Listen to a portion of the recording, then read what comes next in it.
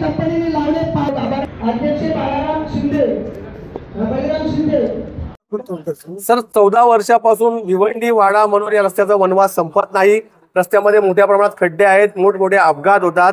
माझ्या बाजूलाच मयत यश मोरे मडक्याचा पाड त्याचे वडीलही बसलेले आहेत। अशा यश मोरे सारख्या असंख्य लोकांचा या रस्त्याने बळी घेतला।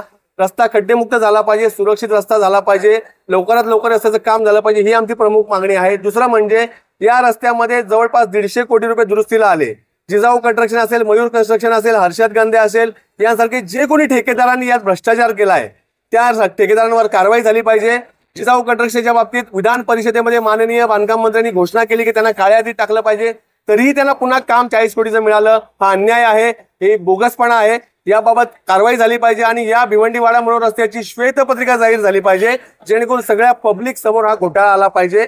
या आमच्या सरळ मागण्या घेऊन मी प्रमोद पवार आणि माझे सगळे सहकारी भिवंडी जन आंदोलन समिती इथल्या स्थानिक तरुणांची जी समिती आहे, या रस्त्यासाठी एकत्र आलेल्या तरुणांची समिती आहे, या माध्यमातून आज आमरण उपोषण सुरू केलेलं आहे। या आंदोलनाचा सर या रस्त्यावर आतापर्यंत 22 आंदोलनं झाली, 65 वेळा पत्रव्यवहार झाला वेगवेगळ्या लोकांनी, मात्र रिझल्ट मिळाला नाही। आज आम्ही निर्णायक लढा सुरू केलेला आहे।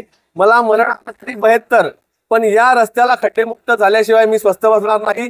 या रस्त्याचा भ्रष्टाचार बाहेर आल्याशिवाय स्वस्थ बसणार नाही। आणि 150 कोटी जे आमचे टॅक्स पेअरचे पैसे आहेत, या जनतेचे पैसे आहेत, ते ज्यांनी लुबाडले त्यांना कारवाई करावी, काळ्या यादीत टाकावं आणि हे खड्डे तातडीने दुरुस्त करावे। 5-5 वर्ष ज्यांच्याकडे दायित्व दुरुस्ती आहे म्हणजे DLP आहे, की या जिजाऊ कन्स्ट्रक्शन सारख्या कंपनीने 46 करोड रुपये 22ला दुरुस्तीला काढलेत, पण त्यांच्याकडे 2029 पर्यंत 2029 पर्यंत त्यांनी खड्डे भरायचे, पण ते खड्डे न भरल्यामुळे यश भाऊ दगावला, नेहा शेख सारखी आमची बहीण दगावली। तर यांना न्याय मिळाला पाहिजे, या कंपन्या काळ्या यादीत टाकल्या पाहिजेत आणि तातडीने रस्त्याचे सगळे खड्डे भरून रस्ता खड्डेमुक्त झाला पाहिजे, ही आमची मागणी आहे।